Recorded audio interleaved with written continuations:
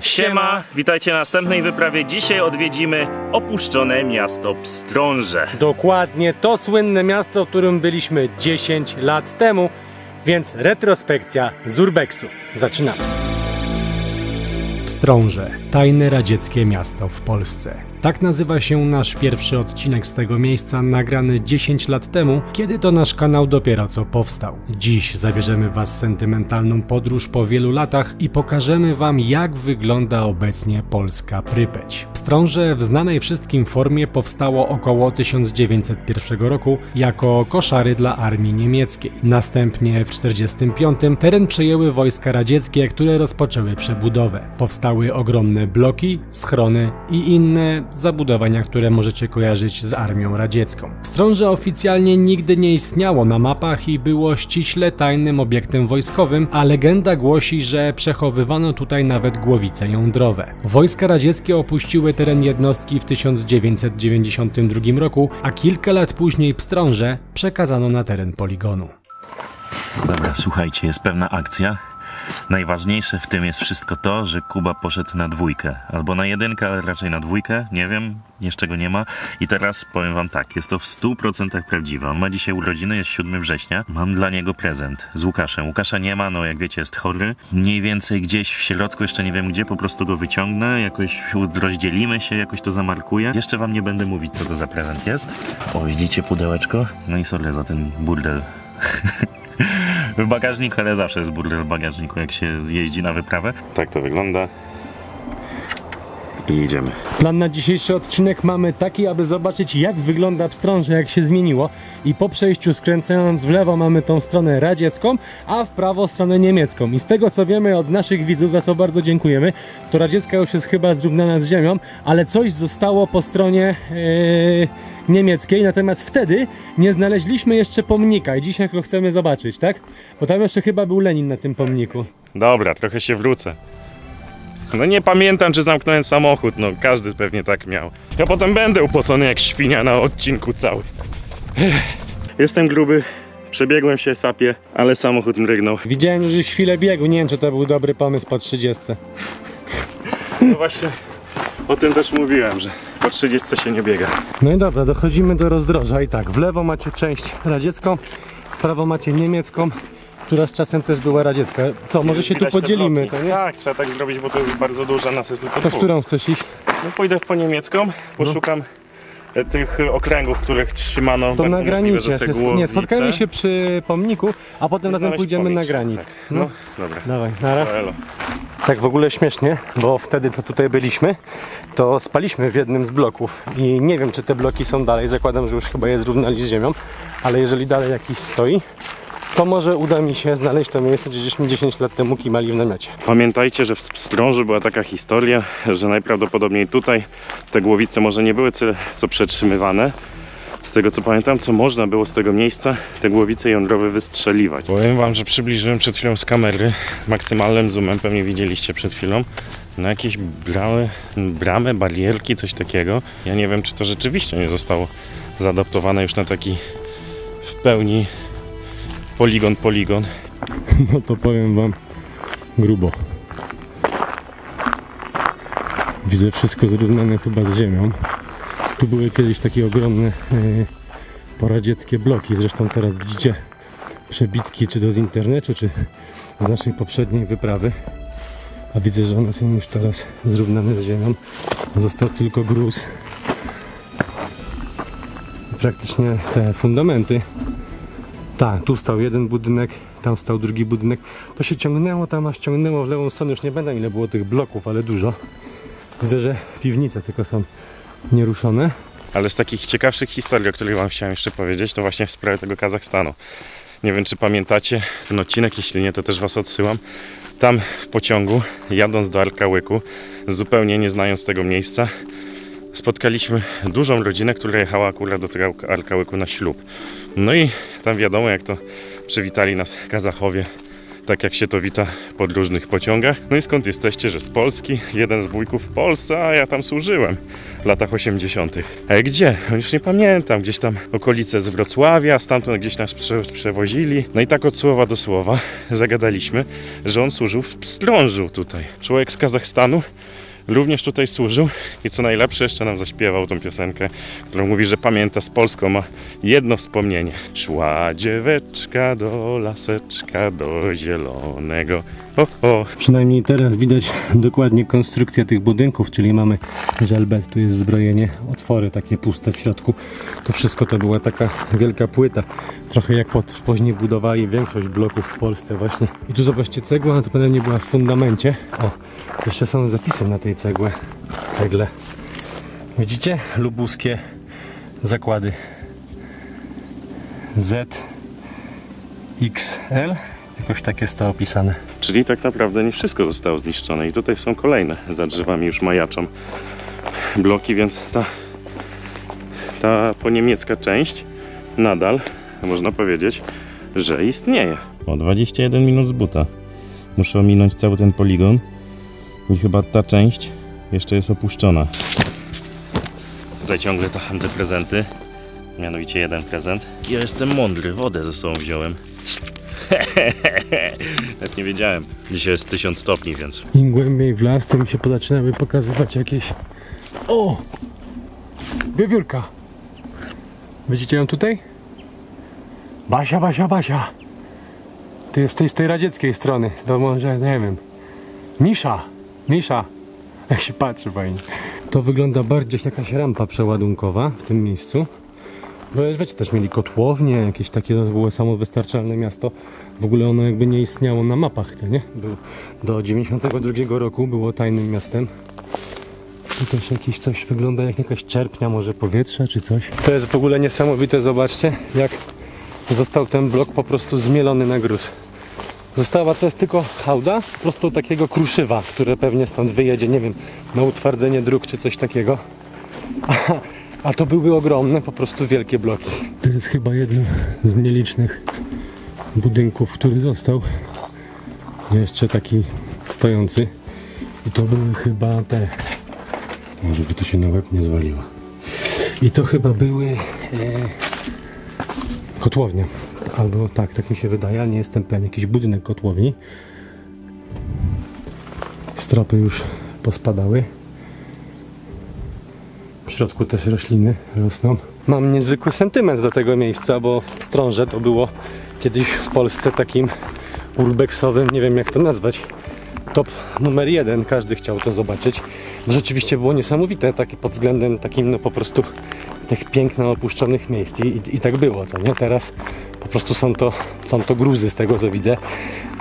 Dziwne jest trochę to, że po tej części niemieckiej też jest już tak wszystko zrównane z ziemią. I tam była główna ulica, to był pierwszy rząd bloków i tutaj było taki był boczny wjazd. I tu stał ten budynek, chyba tu albo tam, ale nie, raczej to był ten budynek, w którym my żeśmy kimali. W takich miejscach często korzystamy z takiej aplikacji, która nazywa się Wikimapia, polecamy wam ją.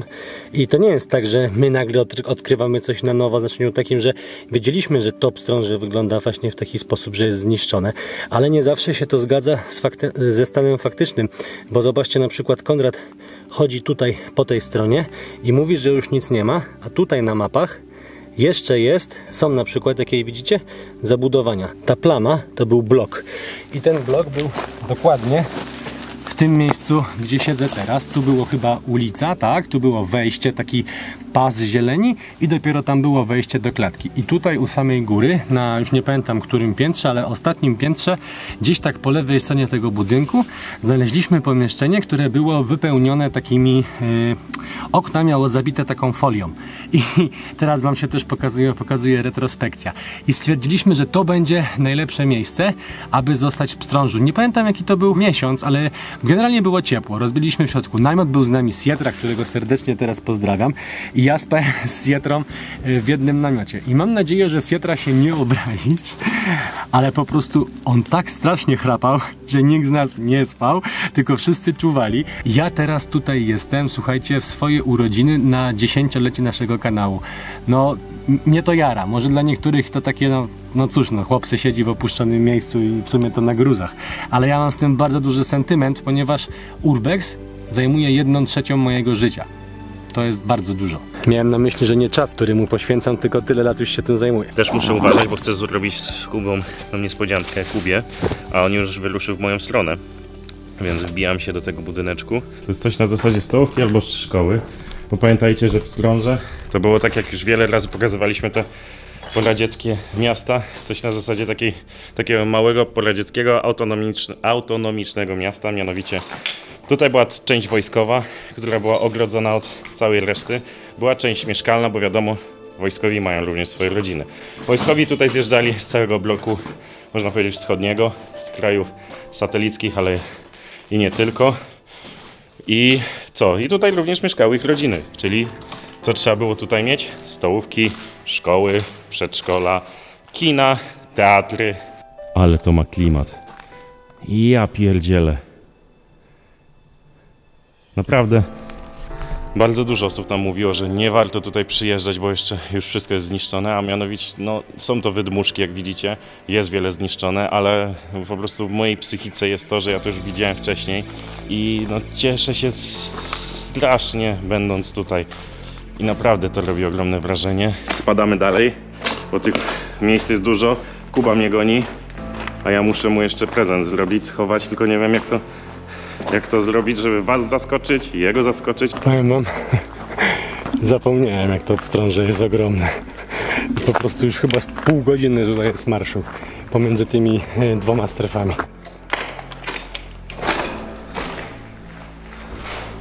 Ale powiem wam, że tutaj nocą chodzić, no wyostrzaj się. No wyostrz się, no. Nocą tu chodzić, to tak przerażające jest to miejsce. A tylko było zejście. Zobaczcie, tutaj czymś, żeby łatwiej coś się zrzucano. Nie wiem, czy to były jakieś przechowalniki czegoś, no ale choć bez sensu tam trzymać węgiel. Potem go z tak głębokiego miejsca wyciągnąć, to było głupie. Więc nie wiem, co to było. Jakieś garaże. Widzicie? Ale coś tutaj przechowywano. A, czyli to następny budynek, taki co jest jakieś zejście do piwnicy i tak dalej, to ja w nim byłem. Mogę na ciebie tu poczekać, jak chcesz, i dalej pójdziemy razem. Dobra, to poczekaj. No dobra. Słuchajcie, zrobimy to tak, bo Kuba jest minutę drogi ode mnie. Tutaj mu to wręczę. Zostawię tę kamerę, on jej nie będzie widział, jest włączona. Ja będę kręcił z tej, powiem mu, żeby kręcił z tamtej. Słuchaj, zobacz, co znalazłem. I mu to wręczę. On o niczym nie wie i nie jest to udawane. Po prostu ma dzisiaj urodziny, kręcimy to 7 września i stwierdziliśmy, że zrobimy mu taką niespodziankę. Ja ten prezent mam w plecaku. Ty, No? zapomniałem, jakie to jest ogromne. Ty, ja w ogóle myślałem... Poczekaj, włączę kamerę. No, masakra, co? Ja w ogóle myślałem, że to miejsce już jest zniszczone, bo widziałeś ten cały tam. Tak, tak, no. I tam już nic nie Ale ma. w tamtą stronę mamy ten granit. No, a widziałeś to, co tam jest? Tam Też jest gruzy, wszystko. gruzy są. Gruzy zniszczone, No, to już tak, tak. 90% jest do wywalenia, ale powiem ci, że znalazłem tak fajną rzecz, że musiałem ją ze sobą wziąć. Co wziąłeś? Pokażę ci, poczekaj. Wiesz, że my nic nie zabieramy z urbexów? No ale to zostawimy tutaj najwyżej. Mam wyłączyć kamerę? Nie, no co ty, niech widzowie też widzą, też się ucieszą. Czekajcie, tu Drona znalazłem. drona. I wszystkiego najlepszego! Zdrowia, szczęścia, pomyślności, niespodzianka ode mnie, od Łukasza. Widzowie też nic o tym nie wiedzieli, raczej mówiłem im ciągle, że mam coś takiego. Serio? Kupiliście mi roketa z tego? Z Lego? No. O kurde, i jest mały gród. Ej, Nawet. dziękuję bardzo. Spoko. Jest to niezwykle miłe. To od ciebie, od Łukasza? Zobaczcie, Ty, jakiego... tylko ja nie sprawdzałem, czy to nie ma ceny. Nie, chyba nie ma. No nie ma. A jak ma, to trudno. Ale ty, ale kozak. Bo ja mam takiego gruta, w ogóle nie wiem, czy wiecie, ale ja kolekcjonuję takie rzeczy. W ogóle dużo rzeczy kolekcjonuję. Tak. Ty, niezmiernie mi miło. I targałeś to na plecach przez całe Wstrąże? No to nie Zobaczcie, jest jaki on jest, ciężkie. zobaczcie, jaki on jest mokry, co nie? No. Ale cieszę się, że się cieszysz. A wczoraj żeśmy gadali, że mógłbym mieć shopa. To nie? Ale wiesz, że o tym pomyślałem od razu? To jest królik. Bardzo mi dziękuję, bardzo mi miło, dziękuję. Proszę bardzo. Bardzo to miło. Muszę zadzwonić potem do Łukasza. Chodźcie dalej, albo teraz możemy zadzwonić. Na wizji też. Jak będziemy szli na granit może, No, bo już tak jest i tak zróbmy. późno. Dobra, hello. Dzięki wielkie, bo nagrywamy teraz taką scenę, jak z tobą gadam, a powiedz mi, powiedz widzom, że to nie było lokowanie Lego. A wy to do filmu wrzuciliście. No tak, Nie, tak. nie. No, przy okazji moja młoda z kwestii leczenia złożyć. Dzięki. Nie jest to promocja, pamiętajcie, jest to po prostu szczera jakby pasja do tych klocków, nie dubajskich. Nie wiem, czy w ogóle można użyć tej nazwy. W ogóle lubimy klocki bardzo. Lubimy je układać. Lubimy bawić się klockami. Dobra, Tymi dubajskimi. No. idziemy dalej. Siema, dzięki jeszcze raz. Jak chcemy do pomnika, to tutaj w prawo. Przynajmniej tak jest według Wikimapy, ale to niekoniecznie musi się zgadzać z rzeczywistością. Zobacz. I zobacz, że nawet studzienki zasłaniają. I to jest chyba... To? Nie, to nie. Ale on właśnie tak wyglądał. Taki był betonowy klocek, wiesz? Czekaj. No gdzieś tu powinien być, co nie? Tu jest fota. Tak wyglądał. I on stał... Stój! On był tu. Gdzie ty teraz stoisz?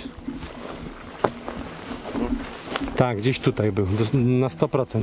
No pokaż zdjęcie. No właśnie, już ci pokazuję. Zobacz, tu jest to drzewo takie pochyłe. Patrz. Zobacz, tutaj jest, to jest ten pomnik, co nie? Tutaj jest taki dom z boku i to jest ta ściana. A to jest to drzewo. Gdzieś to tutaj wystaje. Z boku. Czyli ten pomnik stał gdzieś tutaj. A tamte ruiny? Tam byłeś?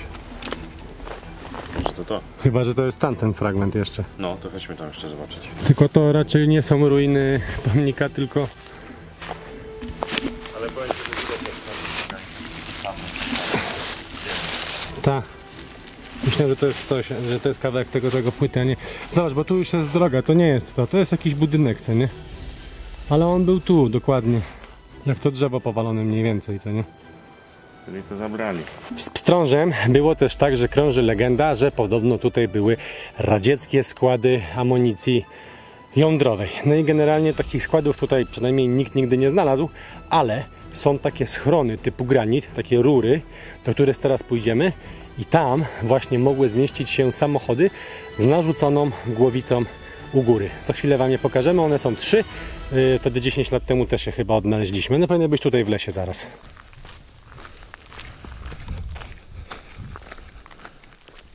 Zobacz, może to takie głupie, ale to wszystko to jest poradzieckie. No, z jakiejś piwnicy. Tak, do jakiejś piwnicy powrzucali. Ogórki, jakieś Patrz. widła, grzybki są, Zobacz, żeby się nie stało. widzisz? Masz jeszcze po rosyjsku? Jest po rosyjsku? Nie, poczekaj, po polsku? Śląskie? Huta szkła. No, czyli to jest... Nie, myślałem, że jest jest PL, coś tam. Weź tam jeszcze grzybki, ogórki. Tu? No, dalej za tym. To? Ogórki? Wybacz, nie będę grzebał w śmieciach. Jakich śmieciach? To historia jest, panie. Trzeba pogrzebać w historii. Tutaj zobaczcie, wtedy też przechodziliśmy przez tą bramę. No. I rozkminialiśmy, że to jest granica Pstrąża. Pamiętasz? Tak. Nie pamiętam, serio. Serio? Ale do Teraz filmu sobie powiem... przypomniałem tą bramę, do filmu powiemy, że pamiętam, tak. Ale tą bramę kojarzę teraz, bo wcześniej się zapytał mnie, nie kojarzyłem jej, ale teraz rzeczywiście ją kojarzę. I kojarzę to samo miejsce, że wyszliśmy z tego Pstrąża. I tutaj był drut kolczasty rozwinięty. O, i dalej jest. Widzisz? Siatka po prawej stronie. Pamięć, ty, ja w ogóle tego nie kojarzę. Nie? Ja kojarzę to przejście na bank, bo to jest, zobacz, taka sekcja jednostki, że tak się zawsze robiło. Miałeś drut kolczasty, pas i kolejny. Taki tutaj graniczny, co nie, że tak powiem. Spójrzcie, tutaj idąc, już jak to jest strzeżone, że taki schron w ziemi. Tutaj zapewne zaraz będzie jakieś wyjście na działko czy coś. Tutaj pewnie strażnik siedział i to wszystko pilnował. Pewnie nawet do końca nie wiedział, co pilnuje. Bo pamiętajcie, o tutaj w lewą stronę trzeba iść, bo pamiętajcie, że tutaj w ogóle byli ludzie z całego bloku wschodniego, czyli właśnie Kazachowie. Opowiadałeś o tej wycieczce. Tak, że pan nam śpiewał, szła dzieweczka do laseczka i że kojarzył właśnie, że służył w Pstrążu. I to będzie gdzieś tu, bo tu były takie rampy najazdowe do dołu Tak, to jest to. Tu jest zjazd do dołu. I zobacz, to działało tak, że tędy właśnie jak my teraz schodzimy, mogła sobie zjechać ciężarówka. Tutaj ta rampa służyła przeładunkowi oraz po prostu nawracaniu, co nie? Ale on też mógł wyjechać z drugiej strony. I to jest właśnie granit. Ten otwór. Ty, ale oni go rozwalili, zobacz. Osunął się bok, widzisz? Tak, wtedy jak byliśmy, To on był cały. był. Tylko że wtedy jak my byliśmy, to wchodziliśmy z drugiej strony do niego. Możliwe, że tak. Stary, zobacz jaka biesiada była. Jeszcze To na stoi moje przy urodziny. Hej. Ale bania, co? Ja Wspomnienia wracają, co nie? Zobacz, że teraz widać, że te przęsła były ponumerowane. Bo wcześniej nie było tego widać. Echo! Z historii. 10 lat! Z granitem to też było tak, że my to nazywaliśmy schron, ale to był tak naprawdę magazyn na Głowicę. Znaczy inaczej, niektórzy mówią, że na Głowicę, niektórzy mówią, że nie na Głowicę, nie wiadomo. Zobaczcie, tu jest jeszcze coś napisane po rosyjsku, tak? Natomiast na pewno był to tymczasowy magazyn na po prostu ciężarówka, która mogła wjechać z załadunkiem jakiejś głowicy niekoniecznie nuklearnej, tak? U siebie na pacę. I takie obiekty tak naprawdę służyły tylko w momentach, kiedy były wykonywane jakieś manewry, ćwiczenia, alarmy. I tutaj to nie było magazynowane cały czas. Przynajmniej no tak.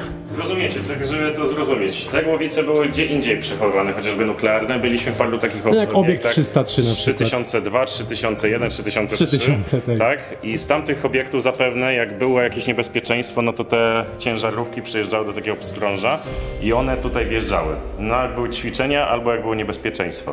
No i stąd, jak już było tak naprawdę źle, mogły wyjechać na pozycje, jakbym na to nazwał, strzelnicze, ustawić się. No i w najgorszym wypadku... Całkiem daleko nie wyjeżdżały, bo prawdopodobnie wyjeżdżały na tą górkę tutaj. W najgorszym wypadku wystrzelić tą broń nuklearną, ale nie tylko, bo tak jak Kuba powiedział, nie tylko to chodzi o sam atom i samą broń atomową, a też po prostu zwykłe... Wozy po prostu, wiesz, z wsadzoną bombą na plecach, tak? Tak, jaram się tym miejscem. No, jest tu chłodno wreszcie. I tutaj kończy się nasza wyprawa po opuszczonym mieście Pstrąże. I to jest powrót po 10 latach i sam go bardzo chętnie obejrzę, jak Kuba zmontuje ten odcinek. Dziękuję wam za dzisiejszy odcinek, że byliście z nami i dziękuję również wam za ten prezent i życzenia urodzinowe. Pamiętajcie o subskrypcji, zobaczcie naszego Patronite. No i co? Do zobaczenia na następnej wyprawie. Na następnej wyprawie. Jest opóźnienie. Zabrzmiało, jakby nie oglądał tych odcinków. Jest opóźnienie, jak do niego dzwonimy. Nara. Cześć. Halo.